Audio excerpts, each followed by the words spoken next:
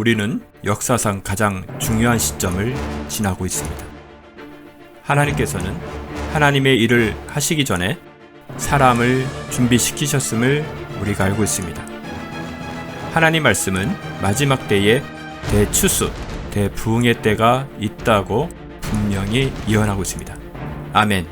하나님의 말씀이 그대로 성취될 것을 믿습니다.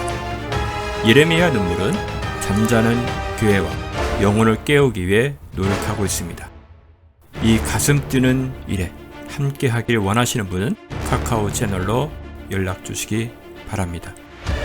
당신은 위대한 하나님의 사람입니다.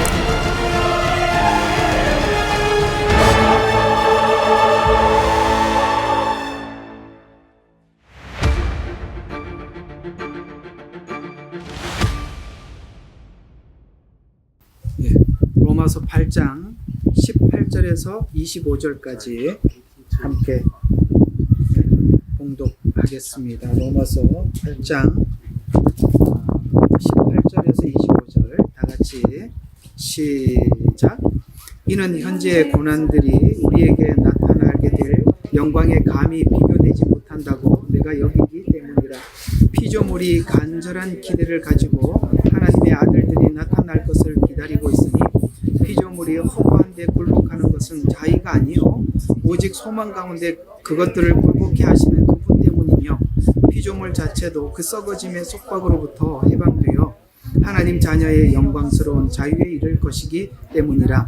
모든 창조물이 이제까지 함께 신음하며 고통받는 것을 우리가 아노니 그들뿐만 아니라 성령의 첫 열매를 가진 우리까지도 속으로 신음하며 양자되는 것 곧 우리 몸의 구속을 기다리고 있느라. 이는 우리가 소망에 의해서 구원을 받았음이나 보이는 소망은 소망이 아니라 사람이 보는 것을 왜 바라리요. 그러나 만일 우리가 보지 못하는 것을 바란다면 인내로 기다릴지니라. 아멘. 우리가 이렇게 야유 예배를 나오다 보니까 오늘 이 본문을 함께 선택을 하고 나누게 되었습니다. 사실 이 세상에 우리가 살다 보면 억울한 일들이 있잖아, 그죠? 억울한 일들이 분명히 많이 있습니다만 오늘 여기 성경이 말씀하는 대로 본문대로 보면 가장 억울해 보이는 대상이 누구냐면 피조물입니다. 왜냐면은 피조물은 인간을 위해서 피조물이 창조되었거든요. 이게 이제 창세기의 창조를 보면 하나님께서 이 우주 만물을 창조해 놓으시고 그거 마이크를 우주 만물을 다 창조해 놓으시고 마지막에 사람을 지으시고 그리고 거기다가 이제 사람이 살 공간을 만들어 놓고 사람을 이렇게 살게 했잖아요. 그죠? 그런데 사람이 잘 살면 좋은데 사람이 살다가 죄를 짓는 바람에 사람을 위해서 만들었던 피조물이 졸지에 뭐가 되냐면 정말 신음하며 기다리는 그런 형편이 되었다는 것이죠. 그렇게 보면 세상에 억울한 많은 사람들이 있겠지만 피조물만큼 억울한 게 있겠습니까? 자기가 잘못해서 이렇게 신음하고 있는 것도 아니잖아요. 인간이 죄를 지어서 자기는 어쩔 수 없이 이런 형편에 들어간 거예요. 이해가 가죠? 동물들은 하나님께서 동물들을 지으시고 아담에게 이름을 지으라고 했습니다. 이름을 짓는다는 것은 자기가 주인이라는 뜻이에요. 여러분들이 아이를 출산을 하면 부모가 이름을 짓잖아요. 그거는 내 아들이라는 뜻입니다. 그래서 성경도 보면 성경에도 보면 그렇지. 누구를 이야기할 때 누구 아들 누구라고 하잖아요. 왜 그런 말을 하느냐면 그 자식은 그 아버지가 주인이라는 그런 측면에서 물론 그 아버지 거슬러 올라가면 하나님이 되겠지만 그러나 우리에게는 육신의 아버지 이름들이 있듯이 바로 그런 의미에서 이름이 붙여지는 것입니다. 그러니까 아담이 짐승들의 이름을 붙여줬다는 건 주인이에요. 근데 주인이 잘못하는 바람에 지금 어떻게 됐냐면 이름을 붙여줬던 주인이 잡아먹어요. 소도 잡아먹고 양도 잡아먹고 이런단 말이에요. 그러니까 이게 얼마나 억울하고 고통스럽겠어요. 그죠? 고기 이름을 지어줬는데 사람이 또 고기를 잡아먹어요. 이런 차원에서 보면 오늘 로마서 8장이 너희들이 힘드냐? 고통스럽냐? 억울하냐? 피조물들을 한번 생각해 봐라. 저들이 인간을 위해서 모든 먹을 식물을 내어주고 인간을 위해서 살다가 인간이 죄지어서 이제 인간이 그걸로 인해서 인간 때문에 이렇게 고통을 받고 있는 그들은 말도 못하고 주님 오시는 그날까지 신음하면서 이 고난을 기다리고 있는데 저들의 억울함을 생각해 보면 너희들의 억울함이 저들보다 더하겠느냐 라고 오늘 여기 이 말씀을 가지고 우리에게 해명을 해주고 있다는 거예요. 굉장히 공감되지 않으세요? 우리는 무슨 고기가 맛있다, 무슨 음식이 맛있다, 무슨 과일이 맛있다 이런 생각만 하지 우리가 피조물들의 신음에 대해서는 깊이 있게 생각은 하지 않는다는 것이죠. 자, 그런 차원에서 오늘 야외 예배라서 여러분들과 함께 이 내용으로 함께 말씀을 나누어 보도록 하겠습니다. 그래서 오늘 제목을 피조물도 견디고 있습니다 라는 주제로 이렇게 어려운 시국에 피조물도 견디는데 우리도 못 견디겠습니까? 라는 생각으로 함께 이야기를 해 보도록 하겠습니다. 자, 로마서 8장 18절을 기준으로 해서 25절까지 설명은 피조물도 고난을 견디면서 언젠가 하나님이 약속한 그 영광의 날을 기다린다는 말을 연결해서 오늘 이렇게 증언하는, 피조물들도 왜 기다리느냐면 인간이 회복된 것에 대해서 기대 안 하는 거예요. 인간은 스스로 회복이 안 되고 하나님이 약속한 약속 때문에 그들도 기다리고 있다라고 이렇게 보면 피조물도 약속을 믿고 기다리는데 우리도 하나님의 언약을 받은 사람들 아니겠어요? 그러니까 우리도 그 약속을 믿고 기다린다는 뜻이 되는 거거든요. 그래서 오늘 여기 이야기를 보면서 탄식하면서 소망 중에 기다리고 있다라는 뜻에서 자, 오늘 여기 현재 고난과 장차 나타낼 영광을 상상하면서 비교해 생각해 보라라고 우리에게 말씀하고 있는 것입니다. 자, 지금 고난과 영광을 이게 고난을 받을 때 마지막 하나님께서 약속한 영광이 나타날 때를 생각하면서 한번 비교를 해보면 우리가 이 고난을 못 이길 이유가 없지 않느냐라는 이야기가 되는 것입니다. 여러분, 분명한 미래가 약속이 돼 있다면 우리가 지금 어렵고 힘든 이 고난들을 우리가 얼마나 쉽게 충분히 견딜 수 있을 것입니다. 그렇죠? 우리 언젠가 우리 한국 경제를 소개하는 경제학자가 이런 설명을 해주시더라고요. 지금 우리 이제 한국인들의 일자리가 없습니다. 이유는 외노자들, 그러니까 외국 근로자들이 와서 일자리를 다 차지했기 때문에 90% 이상을 차지했답니다. 그리고 자기들끼리 카르텔을 형성하고 있어서 우리가 들어갈 자리가 없대요. 뿐만 아니라 한국 사람들을 쓰는 것보다 그들이 훨씬 더 일을 성실하게 한다는 거예요.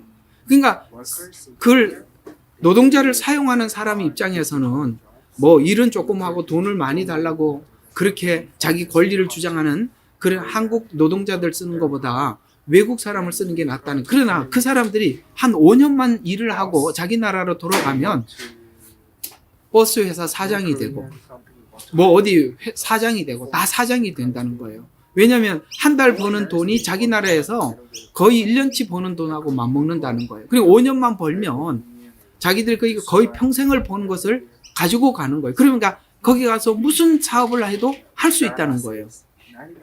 그런데 그들은 정말 열심히 하는 거 아시죠? 우리 여기 호주 와서 정착하기 위해서 초창기에 얼마나 고생 많았습니까? 제가 알고 있는 많은 분들도 정말 고생했던 얘기를 들어보면 이 한국이 그만큼 했더라면 몰래도 했을 거예요. 그럴 만큼 고생을 합니다. 그러나 여러분, 그 외노자들이 한국에서 한 달 일을 하면 자기 나라 1년치 돈을 버니까 돌아가서 자기들이 해야 될 그날을 생각을 하면 뭘 못하겠습니까?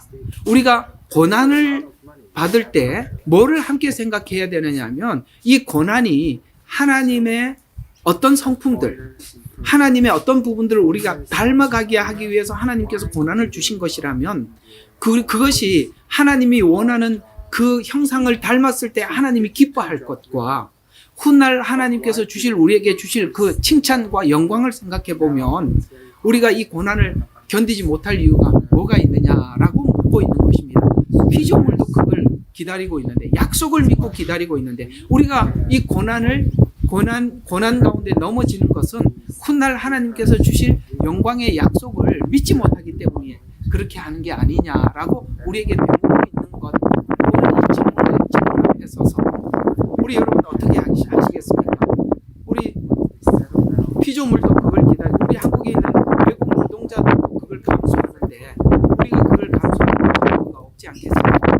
그래서 오늘 생각하건대 1장 18절에 말이에요. 현재의 고난은 장차 우리에게 나타날 영광을 비교할 수 없도다라고 말씀하고 있습니다. 실제 이 기록을 하고 있는 바울이 당하고 있는 고난은 어떤 것이겠습니까? 그는 고난을 받았고 박해를 당했고 굶주림을 당했고 투옥을 당했고 여러 가지 역경을 바울은 여러 가지 역경을 이겨내 왔었습니다. 현대를 살아가고 있는 우리에게도 여러 가지 고난이 있겠죠. 각 개개인이 서로 다르겠지만 건강의 문제가 있을 수가 있고 재정의 문제도 있을 수가 있겠죠. 뿐만 아니라 여러 가지 사람들의 그 관계의 결정, 관계의 갈등, 심리적인 불안, 시국의 국가에 대한 불안, 여러 가지 이런 불안들이 있을 것입니다. 그러나 우리가 이 고난을 당할 때 우리가 대체적으로 느끼는 게 뭐냐면 하나님이 살아계신가? 왜 내가 나 혼자만 이런 어려움을 겪고 있는가라고 생각을 하지만 놀랍게도 피조물은 단 한 번 그것도 의심하지 않았다는 거예요. 누가 믿음이 더 좋은 것 같아요? 피조물이 믿음이 더 좋은 거예요. 그는 전혀 의심하지 않아요. 신음하면서 고통스럽더라도 주님 오실 그날을 기다리고 각오하고 기다리고 있더라는 것입니다. 오늘 우리 자연에 이렇게 나무를 보고 여기는 정말 호주 와서 제가 느끼는 것이 뭐냐면 어디를 가도 우리 처음에 옛날에 윈도우 창 열리는 거 옛날에 윈도우 창이 착 열리면 나는 그거 처음 봤어요. 잔디 이렇게 쫙, 야 이런 데가 있나? 이런 생각을 했는데 이 호주 와 보니까 어디를 가도 그런 곳이에요. 야 그림 같은 집들 너무 많잖아요. 여기 요 주변에도 이렇게 다녀보면 집들이 기가 막혀요. 우리가 정말 이렇게 이 자연들을 우리가 쭉 생각을 해보면 이 자연들도 하나님의 언약을 믿고 때로는 이제 불이 나서 불에 타기도 하고 그렇죠. 그 다음에 번개를 맞기도 하고 그 다음에 수많은 비를 맞으면서도 꿋꿋하게 그 자리를 지키면서 우리는 그냥 가만히 그냥 자연스럽게 있는 줄 알았는데 성경은 저들이 신음하고 있다고 이렇게 얘기해 줌으로써 야 그렇게 신음을 하면서 주님 오실 날을 기다리고 있구나라고 말씀을 하고 있지 않습니까? 그 신음을 하면서도 하나님의 약속을 기대하면서 그날을 바라보고 있다라고 말씀하고 있습니다. 피조물이 기다리는 장차 나타날 영광은 어떤 날인가요? 미래에 하나님께서 우리에게 구원하실 완성될 하나님 나라를 내다보는 관점이겠죠. 분명히 주님께서 이 땅에 다시 오셔서 우리에게 회복시킬 그 나라는 에덴에 있었던 회복보다 더 완전한 회복일 것입니다. 요한계시록에서 말씀하고 있는 이 회복은 에덴 동산 정도의 회복이 아닌다는 것을 우리가 알 수가 있어요.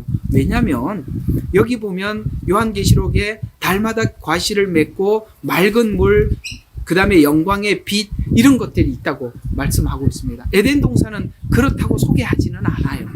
그러나 주님 오시는 그날은 주님께서 회복시킬 나라는 달마다 과실을 맺고 맑은 물과 수정같이 맑은 물이 있고 영광의 빛이 있는 곳이다 라고 말씀하셔서 우리가 정말 기다리고 기대하고 학수고대하던 예수 그리스도 안에서 얻은 영생과 그 다음에 영광스러운 몸의 부활을 포함해서 하나님 자녀로서 모든 상속을 누리게 될 영광이라고 우리에게 소개하고 있어서 그날을 우리가 생각하면 우리가 고난을 견딜 힘이 우리에게 생길 수 있다라고 성경은 말씀하고 있습니다.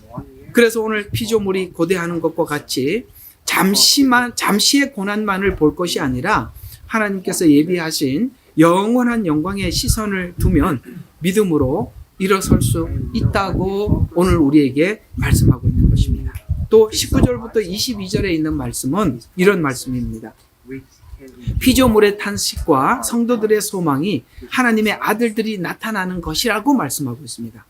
하나님의 아들들이 나타나면 썩어짐에서 해방될 것이다 라고 고대하고 있답니다. 여기서 썩어짐이라는 것은 무엇이죠?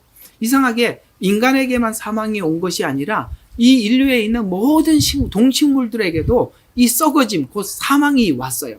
여러분, 이 나무가 천년왕국의 나무 수명의 나이에 맞게 사람이 수명이 연장이 된다고 하는데 나무가 800년, 900년, 1000년 이상 못 살아요. 아무리 오래 살아. 이게 뭐냐면은 아무리 오래 살아도 죽더라는 거예요. 인간이 초창기에 보면은 969년을 산 사람이 제일 오래 살았습니다. 1000년을 못 넘겼어요. 그러나 왜 969라고 이야기하느냐? 죽더라는 거예요. 아무리 오래 살더라도 그게 오늘 이 본문은 썩어짐이라고 표현하고 있는 것입니다. 그렇습니다. 이 세상에 아무리 영화를 누려도 썩어짐, 이것은 누구도 피할 수가 없는 것입니다. 그래서 하나님의 아들들이 나타나면 이 하나님의 아들들은 뭡니까? 주님과 함께 오실 그 재림을 이야기하는 것입니다. 주님이 이 땅에 다시 재림을 하면 썩어짐에서 해방될 것을 고대하고 있다고 이야기합니다. 누가? 피조물도 그걸 알고 믿고 기다리고 있다는 거예요. 이런 것처럼 피조물의 탄식하는 것은 타락 이후로부터 계속 되어 왔던 탄식으로 죄로 인해 타락으로 온 우주가 죄의 영향 아래 놓여 있었다고 창세기 3장에 말씀하고 있습니다. 그래서 피조물의 피해는 자연재해, 생태계 파괴, 죽음, 이 모든 것을 회복할 주인을 기다리고 있다는 것입니다. 왜냐하면 자연은 모든 것의 증인이기 때문입니다. 항상 하나님께서는 이스라엘 백성들에게 뭔가를 말을 할 때 하늘이여 들으라, 땅이여 귀를 기울여라, 이렇게 말씀하고 있습니다. 왜요? 하늘과 땅은 창조한 이날부터 지금까지 단 한 번도 하나님께서 태양이 뜨는 시간이 늦춰진 적이 없고 태양이 게으르게 늦게 떠오른 적이 없고, 이해가 가죠? 해가 지는 게 태양의 마음대로 한 적이 한 번도 없어요. 하나님이 말씀하신 그대로 지금 움직이고 있다는 것이죠. 이런 것처럼 그야말로 자연은 신실했다 라고 성경은 말씀하고 있어요. 신실한 하늘과 땅을 증인을 삼아서 하늘이여 들으라, 땅이여 귀를 기울여라, 나하고 이렇게 약속을 했는데 저들은 약속을 저버렸다라는 말은 너희들은 저버리지 않았잖냐, 너희들이 정인이 아니냐라는 말이 여기 담겨 있다는 것이죠. 신실한 증인들. 그래서 이 자연은 모든 것의 증인이기 때문에 그렇습니다. 인간 창조를 위해서 자신을 준비시켰으며 인간 타락으로 파괴되었고 언약을 통해 회복할 날을 기다리고 있기 때문입니다. 이 말은 즉 우리의 구원은 단지 개인의 구원에 머무르지 않고 우주적인 회복으로 이어질 것이라고 하나님은 말씀하고 있습니다. 그렇죠. 우리의 모든 회복은 그냥 인간의 구원으로 끝나는 게 아니라 온 우주의 회복. 그렇게 천년왕국이 이 모든 것이 회복되는 것입니다. 천년왕국, 기가 막히는 나라 아니겠어요? 그렇게 하나님께서 말씀하고 있습니다. 우리는 오늘 여기 이렇게 자연의 가장 기본이 되는 게, 여러분, 나무의 생명은 땅이에요. 맞죠? 땅에서 뽑히면 죽는 겁니다. 인간의 생명은 하늘에 있습니다. 이해가 가세요?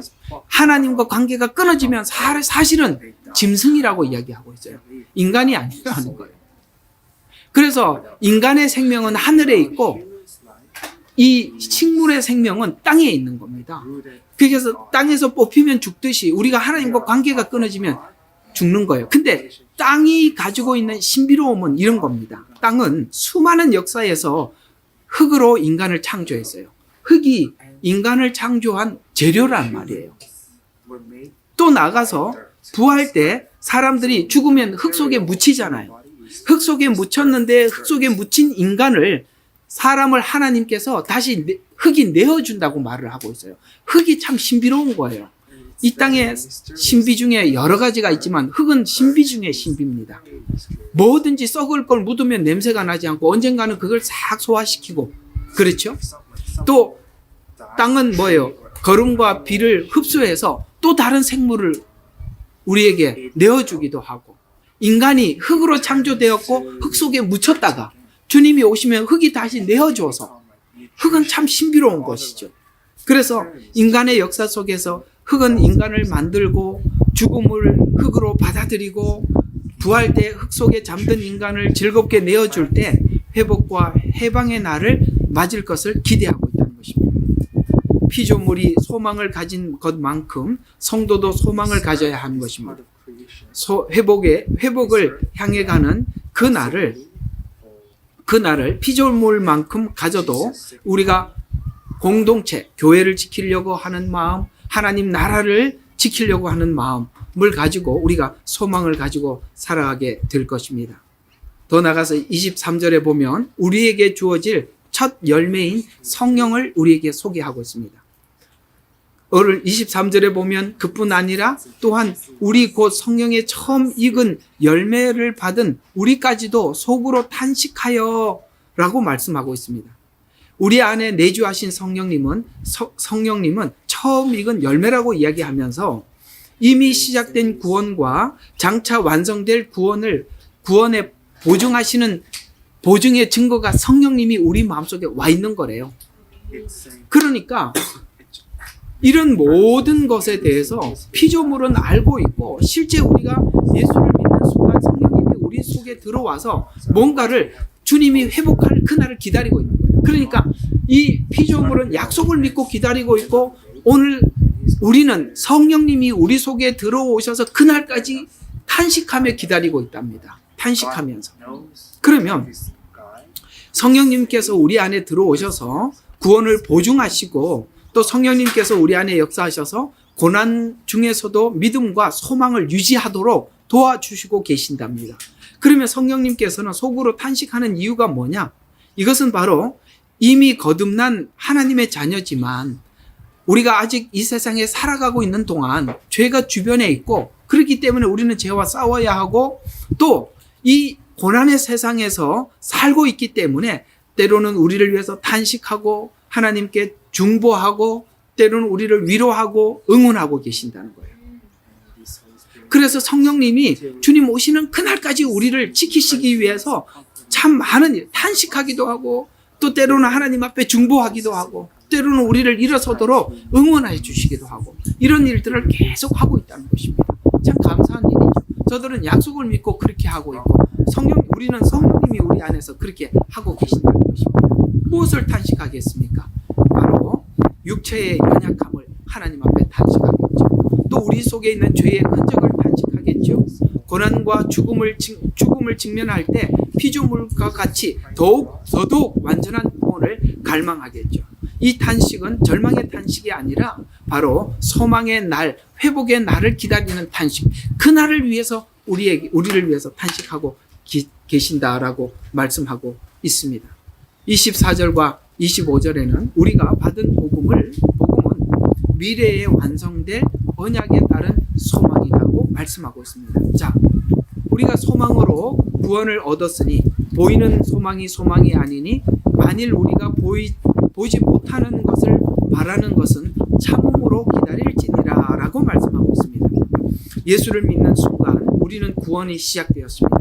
그러나 이 구원은 최종적 완성을 위해서 가는 과정에 불과할 뿐이라고 말씀하고 있습니다. 그러나 이 구원은 소망 가운데 있기 때문에 소망은 미래에 바라는 것이니까 언젠가는 완성이 될 것입니다. 우리는 그래서 이 미래에 이루어질 구원에 대해서 이런 소망을 가지고 있습니다. 히브리서 11장 1절에 보면 이제 믿음은 바라는 것들의 실상이요 보이지 않는 것들의 증거니 라고 말씀하고 있어요. 성도는 보이지 않는 하나님의 약속을 붙들고 고난 중에 있다 할지라도 이 소망 가운데 낙심하지 않고 계속 걸어갈 수 있어요. 왜요? 믿음은 바라는 것들의 실상이니까. 사실은 우리는 미래를 바라보고 있지만은 믿음은 실상이죠. 그러니까 예수님이 지금은 우리가 부분적으로 함께하고 있지만 하나님께서 눈앞에 보이지는 않지만 들려주고 있고 탄식하고 있고 이렇게 하고 있어요. 그러나 미래에는 하나님과 얼굴과 얼굴을 대하여 볼 실상을 지금 우리는 곁에 늘 교제하고 있는 것입니다. 그래서 믿음은 바라는 것들의 실상이에요. 이걸 여러분들이 뭐 그저 하나님 앞에 기도하는 대로 하나님께서 주십니다. 실상의 믿음을 가지십시오. 이렇게 이해하지 마시고 그 실상이 지금은 뭡니까? 간접적으로 거울로 보는 것 같이 희미하게. 왜요? 거울은 실체는 아니니까. 그러나 그 실체가 우리 앞에 다가올 날이 있을 줄로 믿고 우리가 기대하면서 실상을 보고 나가듯이 성도는 보이지 않는 하나님의 약속을 붙들고 고난 중에 있다 할지라도 소망 때문에 낙심하지 않고 우리는 계속 걸어갈 수가 있는 것입니다. 이번에도 참 여러분들이 많이 어렵고 힘든 시간을 보내서 살아보면 그래요. 우리가 앞으로 다가올 위기들을 생각하고 예측하다 보면 이 엄청난 위기들을 내가 잘 견뎌 살아갈 수 있을까라고 생각은 들지만 전 이렇게 외국을 다니면서 중국도 가보고 사이판도 가보고 호주도 와보고 살아보니까 여기는 참 자유스러운 곳이잖아요. 예배. 사이판도 그래요. 미국령이니까 그래요. 중국은 참 힘든 곳이에요. 그보다 더 어려운 곳은 북한이나 중동일 겁니다. 그래도 내가 보니까 아무리 억압을 해도요, 그저 다들 참 궁하면 통한다고 다 방법이 있더라고. 그들은 그들대로 나름대로 다 뭔가를 구축해서 다 알아서 또 예배를 잘 드려요. 그러니까 여러분들이 우리가 이런 걸 너무 생각하지 말아야 돼요. 지금 이 상태가 좀 달라져서 다른 어떤 환경이 찾아왔을 때 내가 그걸 적응할 수 있을까? 사람은 적응을 하더라고요. 그러니까 너무 염려하지 마세요. 그래서 가보니까 거기도 사람 사는 곳 맞았어요.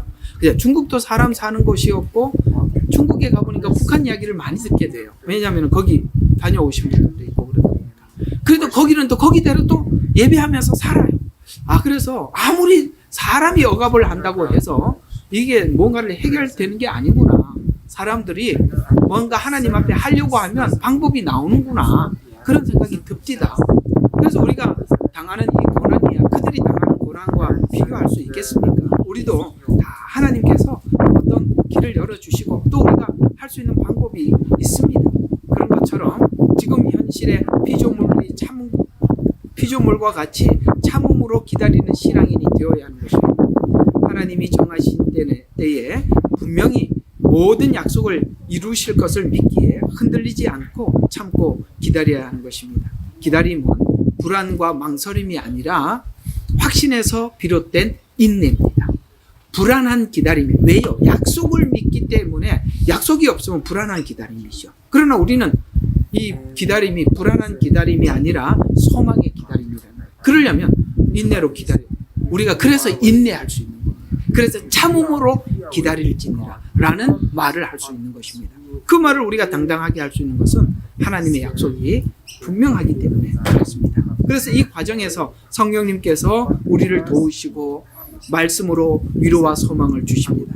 세상의 고난이 아무리 커도 곧 오실 주님 온전한 구원을 기대하며 인내할 수 있습니다. 힘들 때마다 보이지 않는 것을 바라보는 믿음으로 회복해야 하는 것입니다. 자, 결론입니다. 고난과 영광. 그렇습니다. 현재 고난은 분명히 힘들지만 하나님이 준비하신 장래의 영광은 비교할 수 없이 크다는 것을 잊어서는 안 되는 것입니다. 우리가 고난 없이 사람이 바뀔 수는 없어요. 사실 이번에도 제가 글을 올리면서 우리 한국 역사를 여러 가지 관점에서 좌파들이 보는 역사적 관점이 있고 우파들이 보는 역사적 관점이 전혀 다릅니다. 그 역사 강의를 하시는 분들을 강의를 들어보면 우파적 관점에서 역사를 관찰하시는 분들은 이 지난날 있었던 일들이 보복하고 억울한 반드시 복수해야 될 역사가 아니라 우리가 좀 이렇게 일반적인 역사학자들 말고 기독교인들이 보는 역사적 관점은 하나님께서 이스라엘의 그 부패와 병폐를 그 정도 아니면 해결할 수 없었기 때문에 그 정도의 고난을 준 거예요.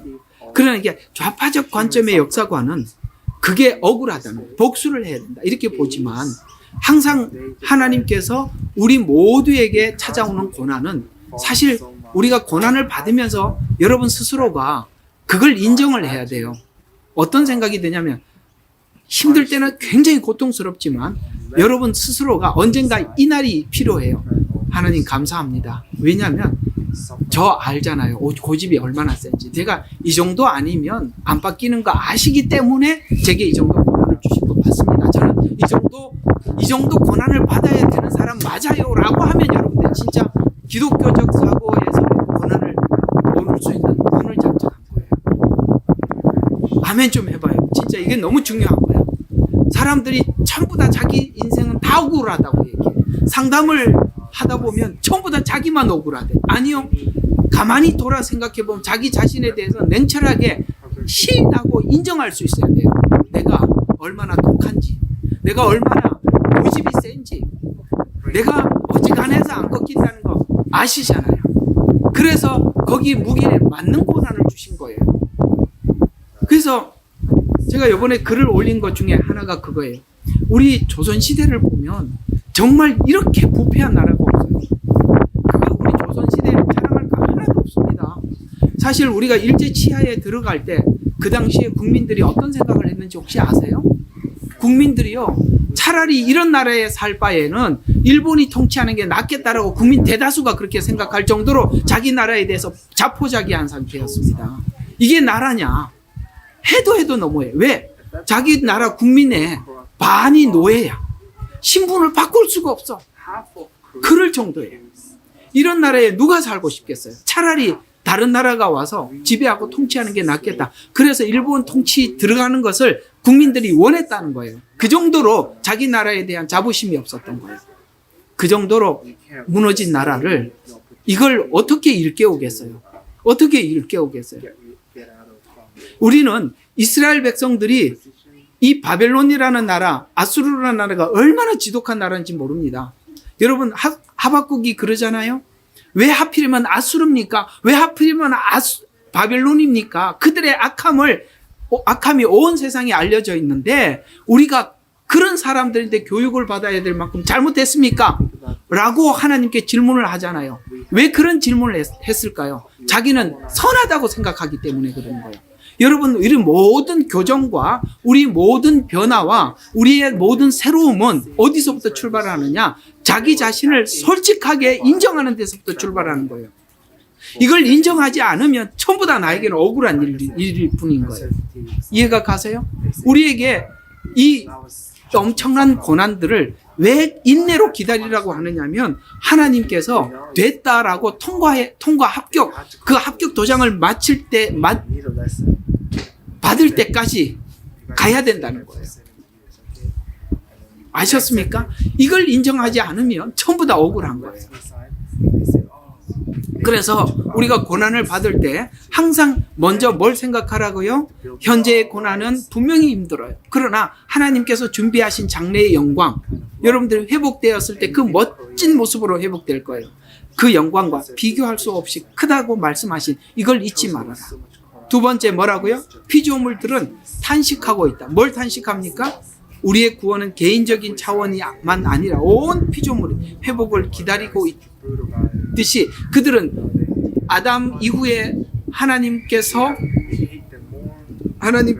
선포하신 그날부터 지금까지 신음하면서 인내로서 쭉 기다려서 딱 하나 뭘 붙잡고 회복하실 하나님의 약속 붙잡고 오늘까지 왔다는 거예요. 우리 자연을 보고 배울 게 참 많다는 거예요. 그 다음에 성령의 첫 열매를 우리에게 주셔서 성령님을 보내주셔서 우리 안에서 주님 오시는 그날까지 주님도 우리를 위해서 탄식하면서 우리를 보호하고 계신다는 걸 잊지 말아라. 또한 우리의 구원은 소망의 구원이라는 걸 잊지 말아라. 소망의 구원은 지금 당장 볼 수는 없어요. 왜? 미래니까. 지금 당장 볼 수 없어요. 그러니 믿음은 바라는 것들의 실상이요 보지 못하는 것의 증거라고 했으니 믿음을 가지고 인내로 잘 기다려 달라라는 것이 오늘 로마서 8장 이야기입니다. 자, 정리해 보겠습니다. 주변을 둘러보세요. 저 나무들이 아파트 몇 층 높이 같아요. 참 대단하지요? 이게 아마 저 정도면 아파트 한 거의 8층, 10층 높이 되지 않나? 5층밖에 안 돼요? 저게? 나는 뭐 엄청난 줄 알았습니다. 참 대단하죠? 여러분들도 참 이렇게 온라인으로 예배 드리는 여러분들 참 보여드리지 못해서 그러는데 참 여기서 한 시간 반, 저희 집에서 1시간 반 정도 가면 그 블루 마운틴이라는 곳에 그곳에 가서 나무를 보면 야, 옛날에 그 영화 무슨 영화죠? 그 아바타인가? 맞죠? 예, 아바타에 보면은 그 영화에 보면 그 나무들이 막 진짜 완전히 괴목 같은 나무지 않습니까? 그 막 너무 막 수천 년 된 나무 막 이끼가 막 끼어 있고 그런 나무들이 진짜 거기 가 보면 막 있어요. 참 그런 걸 보면 야, 이 자연의 웅장함 정말 참 엄청납니다. 근데 물론 이제 나이가 들어갈수록 나무도 늙어가고 커가고 그렇죠. 어떤 나무들은 사람이 너무 커가지고 사람이 4-5명이 이렇게 해야 하나로 되는 그런 나무도 있다고 뭐 그런 소개를 했더구만요. 그러나 분명한 것은 그들도 하나님께서 처음 인간에게 저주했던 그 죽음 사망에 대해서 거부할 수 없는 그런 지금 이 땅에 살아가고 있지만 이 피조물들은 그런 하나님의 약속을 지금도 잊지 않고 기다리면서 인내하고 있듯이 오늘 이 하루 자연을 보내면서 이 하루를 보내면서 우리 자연의 신음소리를 함께 들으면서 저들도 오늘까지 잘 참고 견뎠는데 우리가 참지 못하겠나라는 마음으로 오늘도 이 자연과 함께 좋은 하루가 되시기를 바랍니다. 하나님 참 감사하게 오늘도 이렇게 하늘도 너무 가을 하늘처럼 맑고 참 좋은 하늘을 주셨는데 일주일 내내 여러분 직장이나 또 일하시다가 참 많이 피곤하실 텐데 오늘은 좀 즐겁게 여러분들과 함께 시간을 가졌으면 좋겠습니다. 우리 한국은 나중에 우리 캠프하면서 또 그런 시간을 가져보도록 하겠습니다. 자, 오늘 기도하고 오늘 설교를 마치도록 하겠습니다. 하나님 아버지 고맙고 감사합니다. 하나님 만드신 이 아름다운 자연에 저희들이 나와서 하나님께 기쁘게 찬양하고 예배하면서 오늘 이 하루를 보내고자 합니다. 주님, 오늘 이 자연을 통해서 주신 이 귀한 말씀도 마음에다 두고 아버지 하나님 복된 우리 야외 예배 시간이 되게 해주시고 또 온라인으로 참여하는 사랑하는 성도들 하나님 찾아가셔서 오늘도 이 말씀으로 세임 주시고 용기 주셔서 일어설 수 있는 은혜를 주시옵소서. 이제는 우리 주 예수 그리스도의 은혜와 하나님 아버지 크신 사랑과 성령님의 내주 교통 충만 역사하심이 오늘도 주의 귀한 말씀을 듣고 이제 하나님의 약속을 받은 우리들을 향해서 너희들이 이제 그 약속을 믿고 인내하면서 참음으로 기다리라 라고 부탁하신 이 말씀 가슴에다 두고 하나님 불평하지 않고 인내하며 우리에게 주신 시간들을 살아갈 수 있도록 은혜를 베풀어 주시옵고 오늘도 주님의 이름으로 함께 모여 예배하는 우리 온라인 예배 성도들과 또한 주생명 선교 교회 성도님들과 주께서 세우신 선교지에 수고하는 선교사님들과 사역자들 머리 위에 이 시간으로부터 영원토록 함께 할지어다. 아멘. 예레미야의 눈물은 시대에 맞는 말씀 선포와 변질되지 않은 순수 복음을 외치고 있습니다. 함께 연결되어 하나님께 예배드리며 이 마지막 때에 하나님께 쓰임받길 원하시는 분은 카카오 채널로 연락 주시면 연락드리도록 하겠습니다. 고정 댓글에 채널 경고와 착제에 대비한 예비 채널과 제2채널 링크를 올렸습니다. 이 채널 또한 구독 부탁드리겠습니다. 감사합니다. 우리는 역사상 가장 중요한 시점을 지나고 있습니다. 하나님께서는 하나님의 일을 하시기 전에 사람을 준비시키셨음을 우리가 알고 있습니다. 하나님 말씀은 마지막 때에 대추수, 대부흥의 때가 있다고 분명히 예언하고 있습니다. 아멘. 하나님의 말씀이 그대로 성취될 것을 믿습니다. 예레미야 눈물은 잠자는 교회와 영혼을 깨우기 위해 노력하고 있습니다. 이 가슴 뛰는 일에 함께 하길 원하시는 분은 카카오 채널로 연락 주시기 바랍니다. 당신은 위대한 하나님의 사람입니다.